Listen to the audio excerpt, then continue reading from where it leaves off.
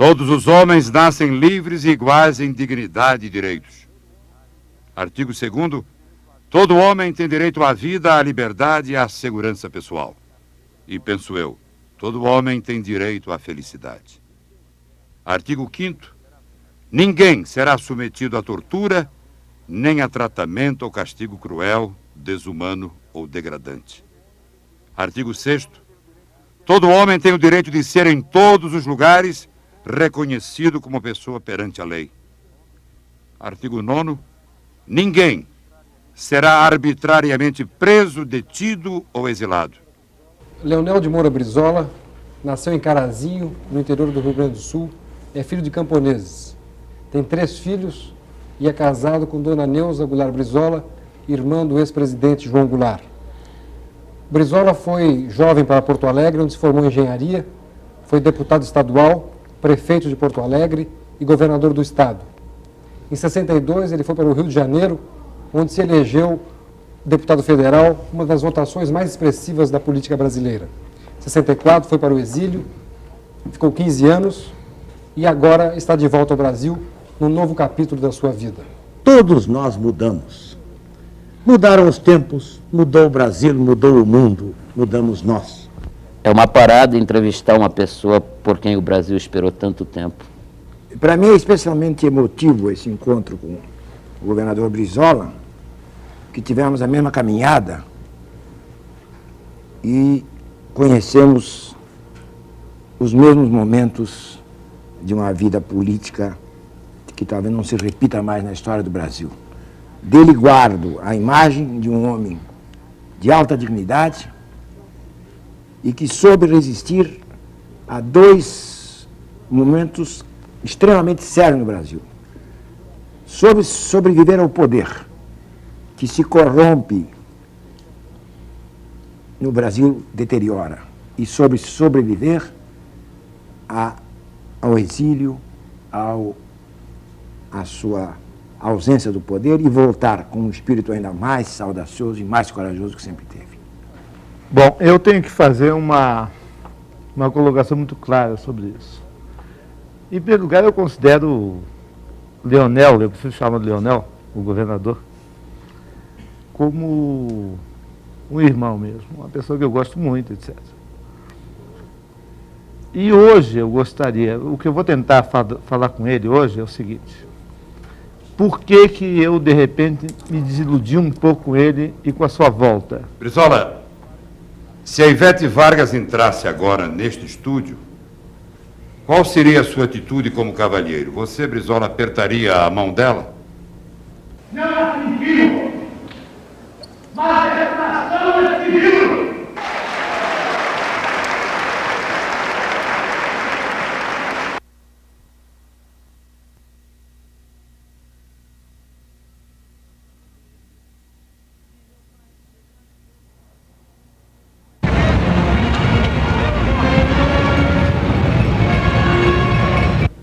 Se a Ivete Vargas entrasse agora neste estúdio, qual seria a sua atitude como cavalheiro? Você, Brizola, apertaria a mão dela?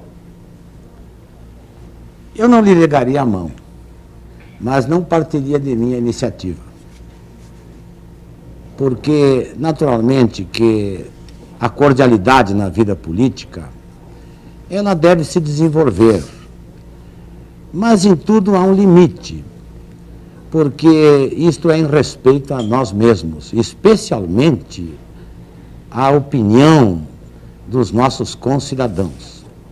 Eu não me negaria de apertar a mão dessa senhora, mas não tomaria iniciativa. Mas haveria o aperto de mão. Se ela me estendesse a mão, eu a estenderia, não tenho dúvida. Por uma questão de educação e de cordialidade. Brizola, sem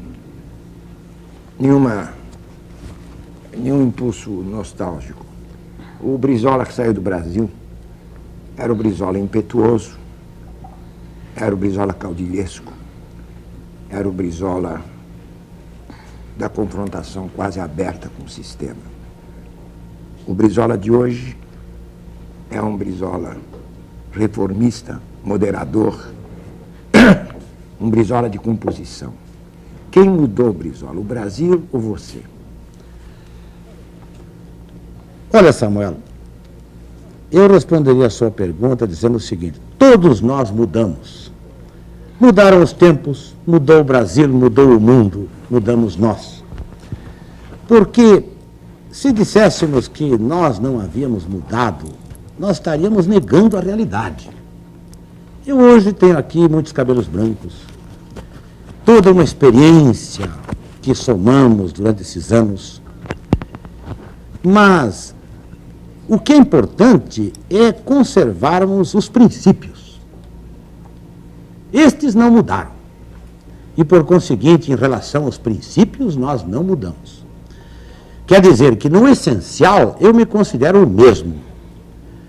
Creio que aprendi muito, não o suficiente ainda, porque quanto mais a gente avança, mais a idade nos chega, até mais concessões à dúvida nós fazemos. De modo que eu lhe diria isto, que essencialmente eu me considero o mesmo. Em algumas coisas até avançando muito mais, como por exemplo, em relação ao meu inconformismo com a realidade brasileira. Eu hoje sei avaliar melhor a realidade brasileira, porque eu tenho uma visão do mundo. E posso, então, entender melhor este quadro perante o qual eu hoje me considero mais inconformado. Governador, o senhor declarou há poucos dias que a oposição não estava preparada para o poder. O senhor está? Eu acho que ninguém individualmente pode estar, se dizer, preparado para o poder. Porque o poder hoje é uma questão muito complexa. Por conseguinte, um homem só não pode fazer nada.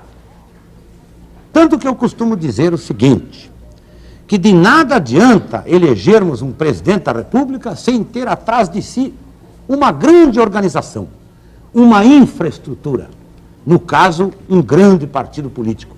Porque, do contrário, ele tem que dar um tiro no coração ou leva um golpe de Estado. Ainda mais na realidade latino-americana. O bem ou mal, e eu não tenho nada a favor do presidente Figueiredo, porque não tenho nada a favor de quem não for eleito, bem ou mal, um homem, que é o presidente Figueiredo, está conduzindo esse país a uma abertura. E por mais que haja conspiração, e por mais que se lute contra ele, o fato é que ele está conduzindo uma abertura da qual o senhor é um fruto, a sua volta é um fruto. Então, em certo momento, no Brasil, onde o executivo é muito forte, onde o executivo exerce um poder maior até do que exerce os Estados Unidos, onde o Pentágono interfere, etc., a mão e a decisão de um homem pode conduzir o país a uma nova solução. A sua pergunta me enseja a oportunidade de completar o meu pensamento. Eu acho que um homem, uma pessoa, conforme a época que em que se insere e conforme a posição em que se encontra, pode tomar decisões pessoais que têm a força de acelerar, atrasar, levar um pouco para a direita ou para a esquerda o processo histórico geral. Mas, embora não tenha força de alterar o próprio processo. Assim, no caso do presidente Figueiredo, eu acho que realmente ele está em condições de dar um impulso ao processo de democratização do Brasil. Governador? Entendo até que se abre todo um espaço histórico para ele. Governador. Se ele for sensível, permite? Permite. Se ele for sensível às aspirações do povo brasileiro, ele poderá escrever uma página de bronze da história brasileira. Por favor, governador, não será aí que o senhor está realmente causando uma decepção na juventude que esperava do senhor uma linguagem mais clara quanto à abertura? Porque, veja bem, a greve, imediatamente intervenção nos sindicatos. A liberdade de imprensa, o Tarso de Castro é despedido no dia seguinte. É verdade que tudo isso nos deixa bem confusos. Por exemplo, liberam peças de teatro e o povo não pode ir porque não tem poder aquisitivo. Ao mesmo tempo, temos na televisão Tarso de Castro, Samuel Weiner, entrevistando o governador. Esta dúvida que fica sempre para o povo, que abertura é esta, que vem de cima para baixo e é determinada por um homem só? Esta abertura é confiável? Na minha opinião, a abertura não está sendo determinada por um homem só. Eu, com a minha resposta, eu estou, de certa forma, preconizando que o presidente Figueiredo sacuda os arrelhos, como diríamos em linguagem gaúcha. Que ele se liberte do aparato que representa o chamado sistema. Este sistema tecnocrático e econômico que é responsável por esse regime. Eu tenho as minhas esperanças, cultivo as minhas esperanças, porque eu acho que, no fundo, ele é um homem de boa fé. E é possível que ele, num dado momento, corresponda às nossas expectativas. Que se torne o presidente de todos os brasileiros e não o presidente de um aparato. Mesmo sem ser eleito? Esta é a questão. Mesmo sem ter sido eleito? Mesmo sem ter eleito, sem ter sido eleito. Por quê? A sua presidência é o fruto, é herdeira do período autoritário. E o país está desejando um governo de transição da tirania para a liberdade, do autoritarismo para a democracia. E eu estou certo que, se essa transição se verificar por iniciativa corajosa sua, eu não tenho dúvida que o povo brasileiro o aceitaria como presidente de transição. Não presidente de um aparato, de um sistema que quer se perpetuar, que quer continuar controlando o poder e a economia, mas que venha a ser um presidente de todos os brasileiros.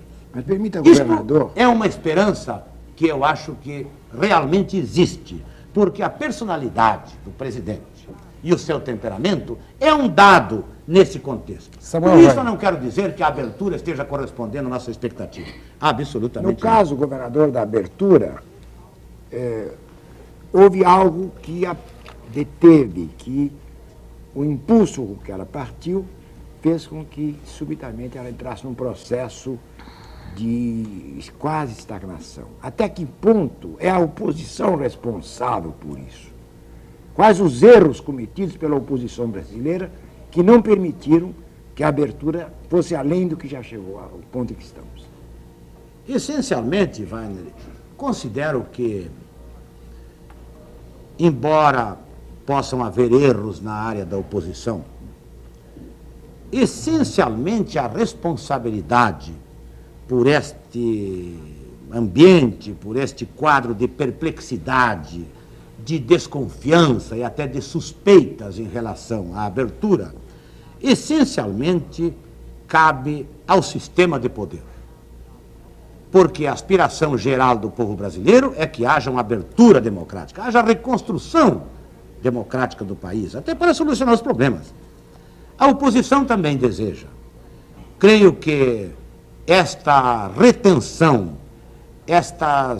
este ambiente de suspeita que se criou, se deve essencialmente pela pretensão, diria eu, esta pretensão dos que se encontram no poder de administrar a abertura de acordo com os seus interesses, buscando cultivar um continuismo que não tem razão de ser.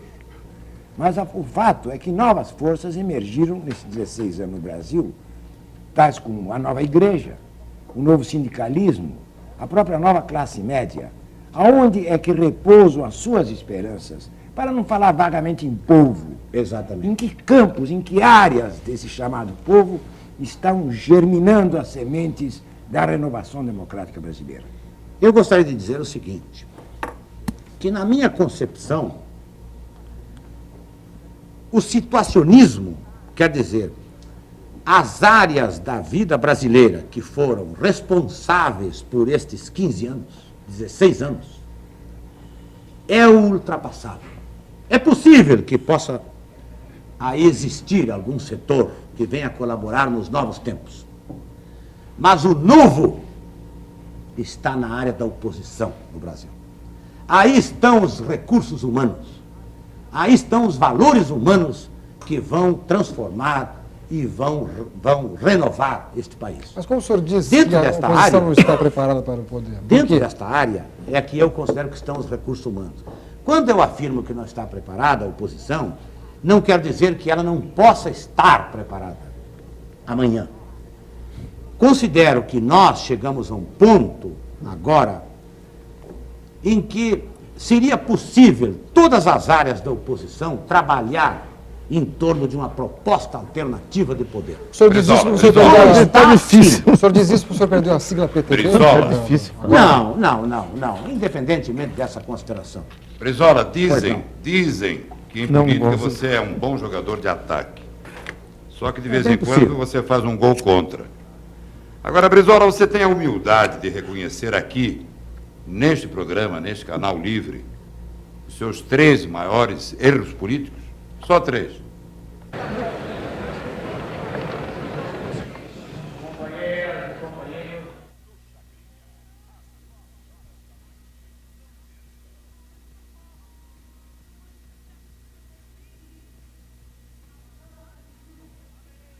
Não admitimos, mas a retração é civil. Primeiro erro. Qual foi o seu primeiro erro político reconhecido por você? Olha, o meu maior erro político, para dizer com toda franqueza, foi o de ter cultivado teimosamente uma incompatibilidade no exílio com o Jango. Nós lá ficamos 12 anos. E ficamos naquele pequeno país 11 anos sem nos ver, sem nos falar. Brizola, E não foi por culpa dele, hein? Porque Brizola. ele era um espírito generoso. cunhado não é parente. Você pode definir João Goulart? Posso. Então defina. Era um homem de grandes virtudes pessoais, um conciliador por natureza. Eu costumava dizer a ele, você não pode ver um lápis e um papel que você já faz um acordo. Ele era um homem bom, sob o ponto de vista pessoal, grandes virtudes pessoais. Fazia um esforço imenso por acertar, tinha uma visão correta dos interesses nacionais e era um homem de grande boa-fé. E justamente pela sua boa-fé, ele foi ludibriado Só a por boa-fé muitos ou o seu, políticos hábeis. só a boa-fé ou talvez o seu despreparo para uma liderança nacional efetiva e revolucionária que dele era reclamado? Verdadeiramente, Samuel, aí é um terreno um pouco difícil para mim. Para mim mas também é muito difícil. creio que João Goulart, se tivesse durante o seu governo, durante o exercício da autoridade que teve, as experiências que recolheu depois no exílio, eu creio que 64 não teria ocorrido. Perfeito. O senhor admitiria... Não, o segundo erro, um momento. Faltam 2 ainda. Pois é, eu gostaria faltam de- 2. Quem sabe lhe ajudar, o senhor admitiria como erro o fato do senhor, como muita gente julga, que o senhor ajudou a queda de João Goulart, pelo seu ímpeto, pela sua radicalização naquele momento, em 64? Não, aí não foi erro da minha parte. Eu creio que eram posições. Nós estávamos vendo que o golpe de Estado era uma realidade. Os céus estavam carregados de nuvens negras. E nós vivíamos um desespero, verdadeiramente, porque sabíamos que o golpe ia chegar e precisávamos nos defender dele de alguma forma. O senhor não acha que foi um erro terrível a derrubada que foi promovida pelo grupo brizolista, na verdade, do ministro Garvaldo Pinto? Creio que não. O senhor faria isso de novo? Nós combatíamos a política econômico-financeira do governo. E como ficou provado, ela não era consequente com a época em que nos encontrávamos.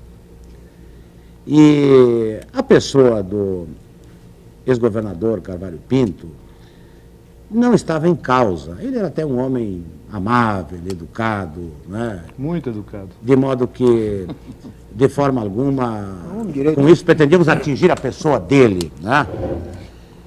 Era uma questão de posição. Me permita apenas uma interrupção. Eu preferia, dado o escasso tempo que dispomos, num programa que se dirige realmente a uma massa que esperamos o assista e compreenda a sua importância, que não caiamos na tentação da nostalgia É verdade. e de um passado que exige até conhecimentos didáticos, e aproveitemos sua experiência no exílio, sua experiência recente, agora mesmo sua volta de Quito, onde a sua participação foi bastante importante na formação de uma frente única na América Latina contra esta internacional negra, esse golpismo militarista, obscurantista que está ocorrendo, e que os meus companheiros, se me permitem, projetem esse encontro para frente. Queremos saber o que o governador pensa e o que vai fazer daqui por diante. Perfeito. Posso fazer uma pergunta, então, em cima disso? O Samuel falou, e o governador falou, do que pode ser feito em torno do que se pensa no Brasil hoje, quer dizer, da nova geração. E eu notei o seguinte, que, milagrosamente, desde que se falou na tal abertura, se fala em negros e em mulheres. Todos os partidos têm seu programa, negros e mulheres. Mas ninguém tem tocado num assunto e numa massa de gente que hoje é ascendente no país e no mundo, que são os homossexuais. Eu queria saber a sua posição, a posição do seu partido, quanto aos homossexuais. O nosso partido, verdadeiramente, não tem uma posição a respeito. Este é um assunto emergente, mesmo nos países mais adiantados. Nos Estados Unidos é uma força... São assuntos polêmicos nos países mais adiantados. Nós não temos uma posição ainda definida a respeito. Nem o partido, nem eu pessoalmente. Brizola, eu insisto, perdão. Falta ainda o reconhecimento de 2 dos seus maiores erros políticos. Até agora, você respondeu, reconheceu 1. Faltam 2, ou não faltam? Eu lhe diria o seguinte, não apenas 2, certamente... Não, mas eu quero só 2. Eu terei muitos erros. Certo. E eu teria até a dificuldade de poder enumerá-los. Mas pode crer que, se a sua intenção é o de me levar ao reconhecimento, eu lhe diria, em tese, que eu não teria nenhuma dúvida de enumerá-los, como, aliás, alguns já tenho dito até pela imprensa. Como foi aquele caso do jornalista Davi Nasser. Eu não podia fazer aquilo. Embora isso não seja... O senhor devia ter feito aquilo. Eu não podia fazer aquilo de forma nenhuma. Ainda mais quando a revista me ofereceu as suas páginas para responder. Governador, Eu hoje não praticaria mais aquele ato. Governador, E assim como esse, muitos outros. governador, Para podermos continuar aqui com todo enfrentando os tempos novos. Com todo respeito aos erros do passado, gostaria de dizer o seguinte: desde que a nação brasileira foi fundada, os partidos de esquerda, para espanto geral, e os de direita, naturalmente, eles sempre nasceram de cima para baixo, isto é, era a elite disputando entre si para ver quem tutelava o povo. O senhor hoje me disse aí que espera que até a abertura seja promovida pelo nosso general Figueiredo. Não foi bem assim. Bom, Eu aqui falei numa esperança. uma esperança, ter esperança verdade, nele. uma esperança. Ter esperança nele Não é quer dizer sinal. que eu vou me basear nessa esperança. Perfeito. É uma esperança. que eu Ao tenho, mesmo tá? tempo, o senhor nos diz que nos partidos atuais vão surgindo lideranças. O senhor acha realmente que o povo brasileiro está se organizando e que esses partidos podem representar a voz de todos os segmentos da sociedade brasileira? Ou, mais uma vez, são partidos bolados de cima para baixo que vêm em favor de mais uma artimanha do governo, que permite a abertura dos partidos e transfere a eleição? Eu acho que o povo brasileiro está se organizando.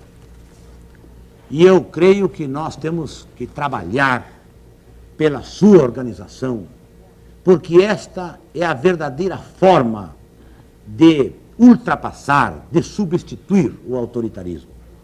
Onde o povo se organizar é espaço ocupado do autoritarismo. Bem, governador, o povo Acho se que, por organiza exemplo, nosso espontaneamente. caso de um partido, como estamos procurando construir, não é exatamente como sonhamos. Mas não está Nós muita estamos briga, trabalhando não em está torno muita da sua briga para organização. espaço dos políticos, por exemplo, essa briga que o senhor vem tendo com, por exemplo, com a dona Ivete Vargas, a briga que vem havendo com outros partidos, isso me parece que é uma briga desgastante É dos verdade. políticos e isto É verdade. resulta numa alienação total do povo que É se verdade. desinteressa por isso. É verdade, mas nós temos que conviver com esta ordem de problemas. E não Governador. perder o principal, que é a organização do nosso povo. Câmara 2. A organização dos trabalhadores. Câmera 2, por favor, câmera 2, um close no senhor Leonel Brizola. Assim. Brizola, você viajou todo o Brasil. Você viu gente pobre, você viu gente com fome. E agora, Brizola, sem rodeio, qual é a verdadeira realidade brasileira?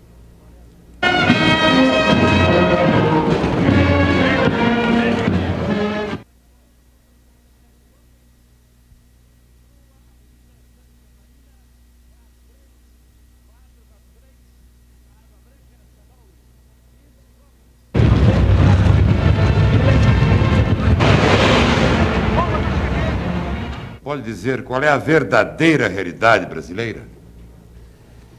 No meu conceito, acho que nós, em nosso país, temos uma realidade que ninguém de sã consciência pode aceitar. Não apenas pelo que aí está, dentro das nossas fronteiras, como comparando tudo isto com outras nações, com menos recursos e menos condições que nós. Acho que isto é uma condenação das nossas elites, que sempre se arrogaram o direito de decidir, de governar, de orientar. O povo brasileiro verdadeiramente nunca teve oportunidade de mostrar as suas virtudes, a sua criatividade, de construir o desenvolvimento brasileiro de acordo com as suas próprias inspirações. Acho que isto que temos no Brasil é uma vergonha para nós brasileiros.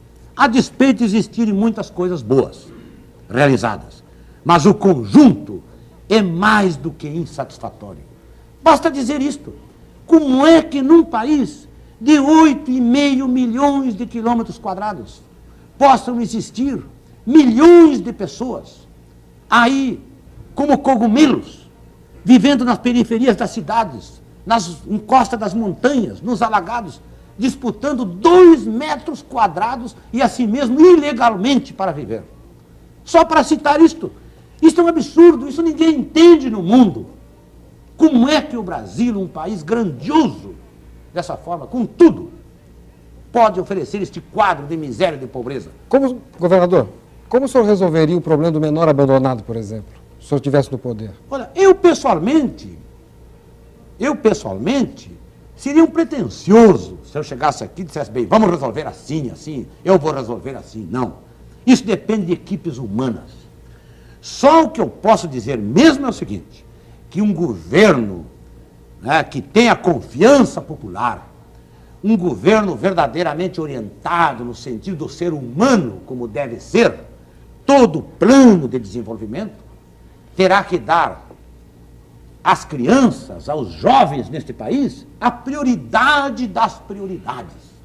Tanto que eu considero que o de mais urgente no Brasil é salvar as nossas crianças, Mas o senhor- é salvar os jovens. E isto o Brasil tem todas as condições. Governador, Nós não salvamos por incúria, Governador. por incapacidade, porque o Brasil tem meios materiais e tem recursos humanos para acolher, assistir, educar, encaminhar todas as crianças, desde a barriga da mãe, Plínio Marcos. Governador. desde a barriga da Plínio mãe, Marcos. até ao ensino superior. governador, haveria alguma possibilidade, no seu entendimento, de resolver um problema social isolado?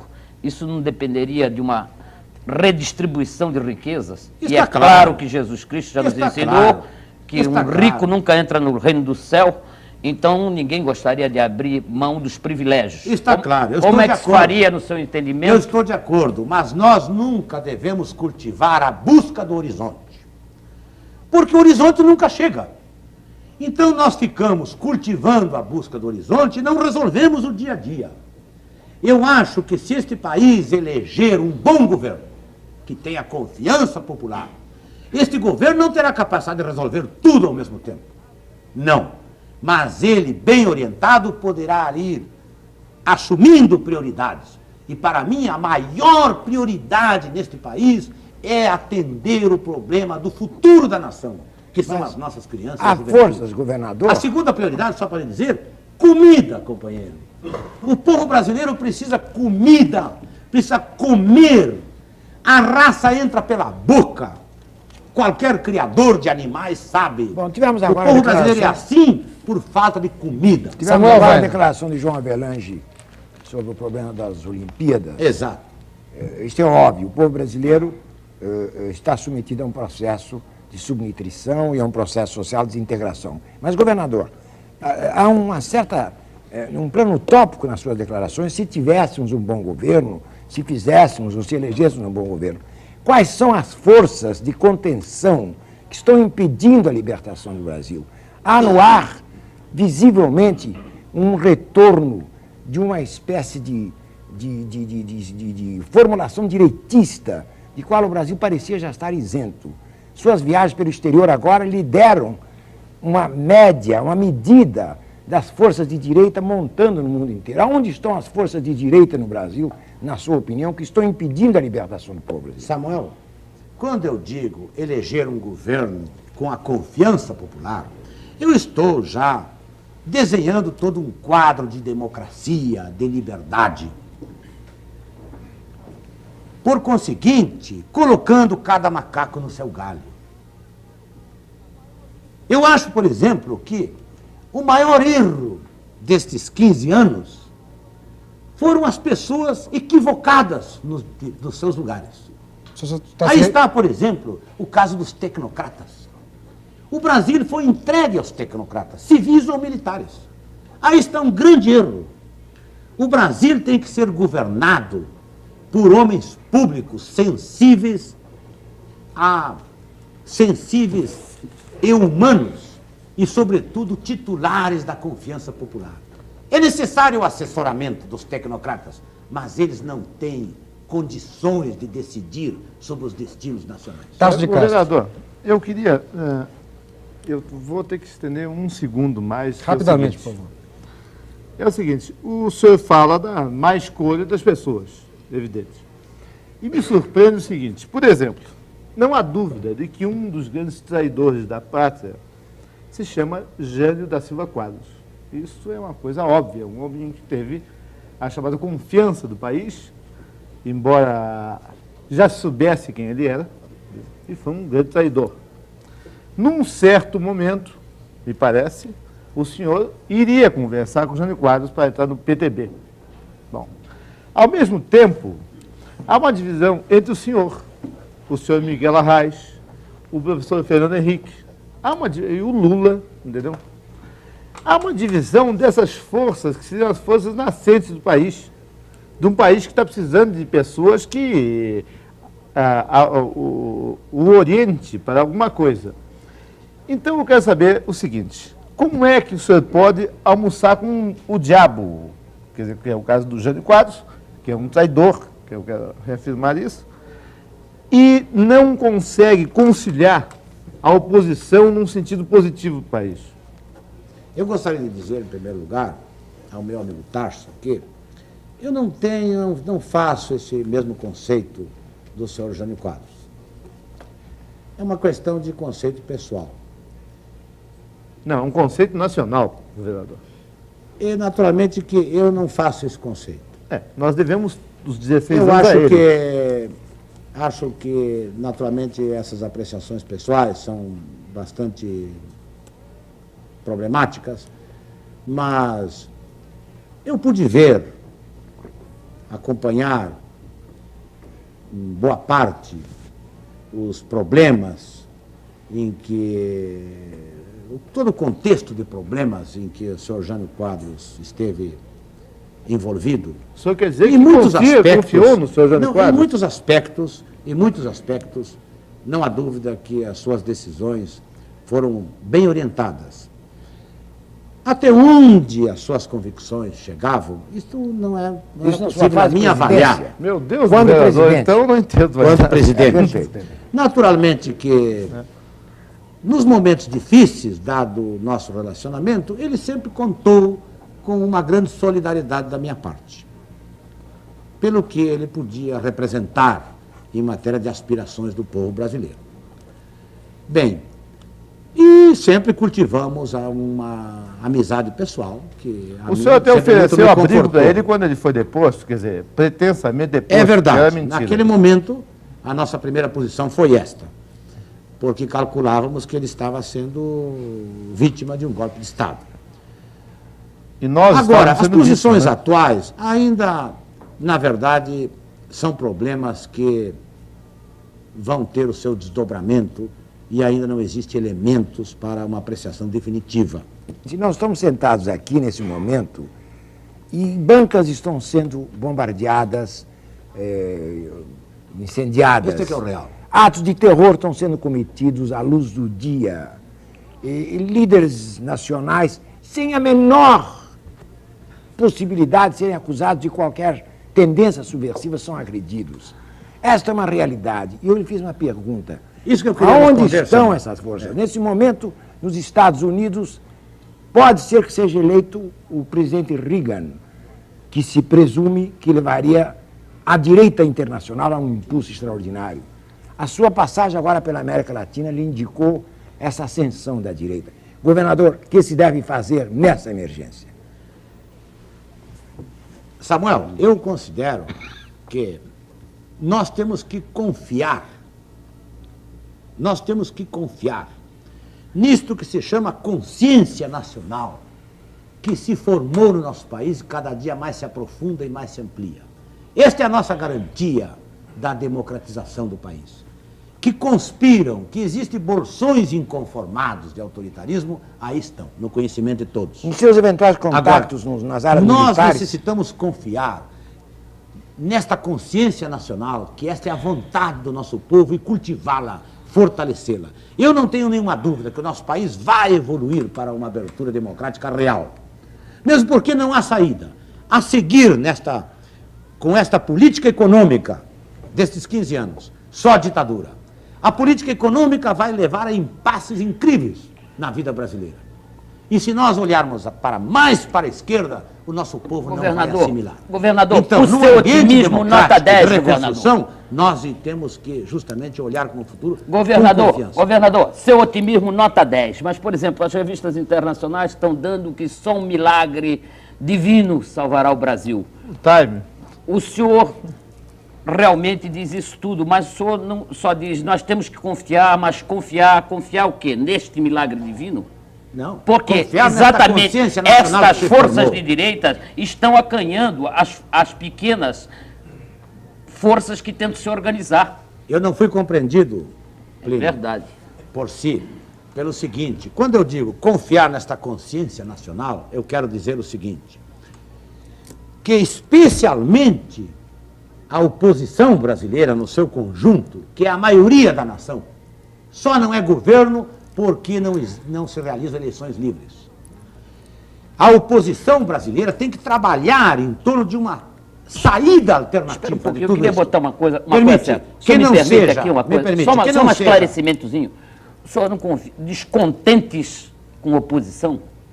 Não há uma confusão nisso? Porque a nação está descontente, mas não quer dizer que ela faça oposição, porque ela está indiferente à política, ela está descrente da política. Sabe, isto que me parece grave, e esse detalhe é que eu estou tentando insistir com o senhor, porque o senhor fizesse um quadro do que está acontecendo hoje na política, porque eu tenho andado por aí também e não sinto que o povo esteja interessado nas brigas partidárias. E a direita avança, como disse bem Quando o eu me mestre refiro Samuel. em oposição, eu estou me referindo a isto que é a aspiração do povo brasileiro. e que se a oposição não interpretar, ela estará em distonia com essa vontade, com essa aspiração. Então eu diria o seguinte, buscar uma saída, este é o nosso esforço, terá que ser o nosso trabalho, que não seja nem insistir com isto que está aí, está, porque isso já fracassou. Isso é Por o conseguinte, sistema. nem admitir qualquer retrocesso, nem mesmo seguir numa situação como vai o próprio governo, que é um pouco titular de um sistema que numa dessa pode inspirar um retrocesso. Buscar uma alternativa que vá polarizando a opinião brasileira. Polarizando a opinião brasileira. Isso é uma prática que terá que ser realizada com todos os segmentos da sociedade. Buscar essa alternativa que ganhe confiança interna e que seja capaz de ganhar confiabilidade também da opinião O senhor internacional. acha que a oposição está hoje lutando verdadeiramente para que haja eleições municipais agora no fim do ano? Creio que está um pouco confusa. O senhor crê, mas aí o seu otimismo não é Eu nota 10, considero- hein? É meio vacilante. Eu acho que realmente a oposição está. Este que me parece que, por exemplo, o senhor está falando numa linguagem de político que o povo não acredita mais, porque o senhor fala, temos que trabalhar numa linguagem alternativa. Mas essa alternativa é que não está vindo das lideranças. Por isso que a gente diz que, por exemplo, se esperava que o senhor viesse e tivesse uma alternativa. Se esperava que os políticos, quando começassem a falar, colocassem uma alternativa. Porque suponha, por exemplo, que a gente sabe que o povo precisa comer, precisa morar, precisa trabalhar, precisa do mínimo para viver com dignidade. E se vem um carismático de direita e joga essas pequenas coisas, que é o mínimo que o ser humano quer, não leva esta massa? Não corremos esse perigo? Não é urgente Os aparecer a perigos sempre opção? existem. Agora, nós brasileiros, nós temos que cultivar, temos que trabalhar por soluções realistas. É um sonho admitirmos que possa surgir um ayatolá no Brasil. Aqueles que pensaram que nós do exílio pudéssemos voltar como um ayatolá Ô, Brizola, estão muito enganados. Cometeram um grande erro. O Brasil é uma nação imensa que precisa uma grande consciência daqueles que têm o mínimo de representação, o de esperança popular. E a democracia não é algo que nós possamos alcançar Brizola. através de golpes de mágica. A democracia, este ambiente de vida que queremos construir no nosso país, nós temos que construir no dia a dia, hora a hora. É uma briga em que todos nós temos que estar nela. Depois da sua volta, quais foram os resultados positivos e quais os negativos? O senhor fala muito em povo, em estruturas. Cadê essas lideranças nacionais? Quais são? Quer citar alguns nomes de líderes nacionais em condições de mobilizarem o povo para essa alternativa que, aliás, não está definida? Ou nós não temos liderança nenhuma? Samuel, as verdadeiras lideranças para essa fase que vai ingressar o Brasil vão surgir daqui para adiante. Daqui para frente. 82, por exemplo, se realizarem as eleições normalmente, nós iremos ter uma grande surpresa.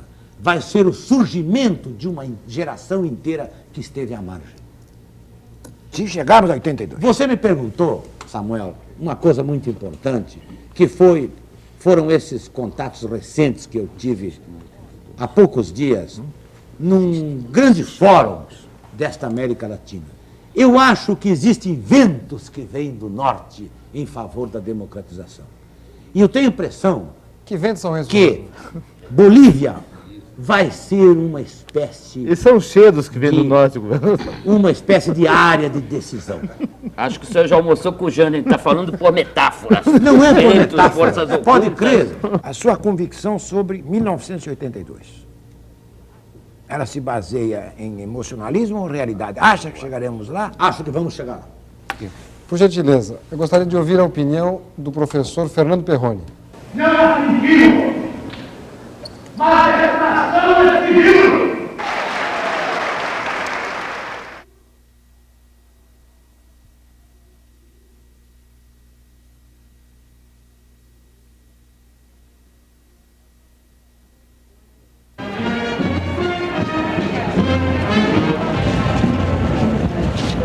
Por gentileza, eu gostaria de ouvir a opinião do professor Fernando Perrone. Bom, eu vou, não sem esforço, colocar de lado a simpatia e a amizade. O ex-governador Brizola chegou ao Brasil há um ano com a imagem do líder da resistência em 61, do líder da tentativa de resistência em 64, do governador que nacionalizou uma multinacional por um cruzeiro, quer dizer, um homem que tinha um crédito junto ao povo brasileiro. Eu acho que hoje o governador Brizola tem um débito. Até hoje as coisas não foram muito claras. Fernando Moraes, por favor. Bom, não sou eu quem vai julgar Leonel Brizola, eu acho que quem vai julgá-lo é o povo, e 82 está perto. Agora, eu não posso deixar de revelar uma certa decepção, perdão, governador, porque quando o senhor foi tocado do Brasil, em 64, eu era um moleque de 16 anos, e um pouco antes disso enfrentei cavalaria em Belo Horizonte para ouvi-lo falar na Secretaria da Saúde, com Zé Maria Rabelo lá, e esperava que o senhor voltasse para se juntar a nós, para brigar contra esse regime e contra esse governo. Por gentileza, a publicitária Maria do Carmo Cosme. Governador, eu acredito que a nação está cheia de expectativas. E o senhor que voltou para ampliar o seu espaço político, hoje deixou de aproveitar um espaço no meio de comunicação que não é muito comum aos políticos atualmente, para colocar as suas alternativas, colocar alternativas claras que venham de encontro aos interesses do povo e a necessidade de mudança dentro dessa perspectiva do povo atualmente. O ator Ricardo Hermani. Bom, como ator, a imagem do governador é muito boa. Lembro o Rex Harrison alguns anos atrás. Agora, enquanto o debate aqui, o Samuel já tinha dito, foi um pouco de saudosismo, e ele tendo ficado muito tempo lá fora, eu acho que foi omitido aqui a importância das relações internacionais no momento, principalmente no Cone Sul, onde o Brasil é um dos primeiros a apoiar a Bolívia, recebe o Videla, apoia o Uruguai, e eu acho que o Brasil não vai poder fugir, mesmo por uma questão interna do povo, ou de comida, ou de educação, vai haver uma grande influência que eu acho que será decidida em Washington após as eleições. Então, a Bolívia já se antecipou porque acredita no Reagan. Então, é a minha opinião que aqui se omitiu um pouco essa importância do Brasil internacionalmente no momento, principalmente no Cone Sul. O sociólogo Abdias Nascimento. Eu, ao contrário da maioria dos que falaram antes de mim, não estou decepcionado com o Leonel Brizola. Pelo contrário, eu vejo que ele realmente pratica no dia a dia este amor ao povo, esta busca objetiva dos caminhos que levem a toda a nação brasileira à sua libertação. E, sobretudo, ele encarna as esperanças. Eu não me iludo com o fraseado, talvez um pouco convencional do Leonel Brizola. Eu vejo o que está realmente na base dessa linguagem. E eu vejo que ele está não trabalhando para o povo ou pelo povo. Eu estou vendo ele trabalhar junto com o povo, e é isto que a maioria dos políticos profissionais desse país não faz. Brizola. Assim que ele, além disso, está ajudando o povo a resgatar a sua face e, sobretudo, ao povo negro, resgatar a sua própria identidade, porquanto, neste partido, eu já tenho visto a documentação onde se assegura ao negro do Brasil a se resgatar deste chicote que lhe bate no lombo há 500 anos e que nenhum outro partido de oposição enfrenta com esta coragem, com este valor cívico de Leonel Brizola. Brizola, você concorda com todas essas opiniões? Nós estamos dando a você, Brizola, o sagrado direito de defesa. Você concorda? Em exercer o sagrado direito de defesa? Não, sim. Se você concorda com todas essas opiniões aqui emitidas agora. Eu respeito as opiniões, mas eu gostaria de dizer o seguinte, que a mim ninguém fará radicalizar. Eu ia agregar à sua pergunta anterior sobre os erros, um dos grandes erros que cometi e que todos nós da esquerda brasileira cometemos, que foi o de não levar em conta a confiabilidade da classe média. Neste país, os trabalhadores, as grandes massas marginalizadas, que precisam emergir, sair da miséria em que se encontram, não conseguirão realizar o seu projeto sem ter a confiabilidade, a colaboração da classe média. Aqueles que pensavam que eu poderia voltar ao Brasil como um ayatolá, como um profeta, cometeram um grande erro. Porque nós precisamos rever tudo o que fizemos no passado, recolhendo dele o que teve de bom, para construir o nosso país. A mim ninguém fará radicalizar. É um grande erro. O povo brasileiro não quer radicalismo. O povo brasileiro quer políticos que trabalhem ombro a ombro com ele, e não que vivam por aí como liberais, embora falando uma linguagem de esquerda. No fundo, querendo construir aparatos. No fundo, querendo mandar no povo.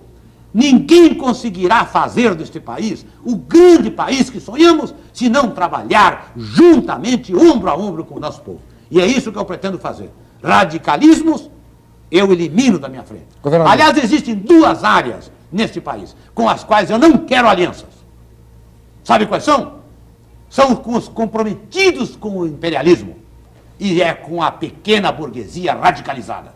Estas duas áreas eu creio que são nefastas para o desenvolvimento político e democrático do povo brasileiro. Declaração dos Direitos Humanos.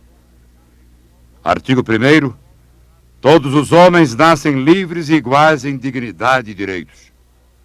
Artigo 2º. Todo homem tem direito à vida, à liberdade e à segurança pessoal. E penso eu, todo homem tem direito à felicidade. Artigo 5º. Ninguém será submetido à tortura, nem a tratamento ou castigo cruel, desumano ou degradante. Artigo 6º. Todo homem tem o direito de ser em todos os lugares reconhecido como pessoa perante a lei. Artigo 9º. Ninguém será arbitrariamente preso, detido ou exilado. Artigo 18º. Todo homem tem direito à liberdade de pensamento, consciência e religião. Artigo 19º. Todo homem tem direito à liberdade de opinião e expressão. Artigo 23º. Todo homem que trabalha tem direito a uma remuneração justa e satisfatória, que lhe assegure, assim como a sua família, uma existência compatível com a dignidade humana. Artigo 26º. Todo homem tem direito à instrução. Artigo 29º. Todo homem tem deveres para com a comunidade, na qual o livre e pleno desenvolvimento de sua personalidade é possível. 10 de dezembro de 1948, Assembleia Geral das Nações Unidas.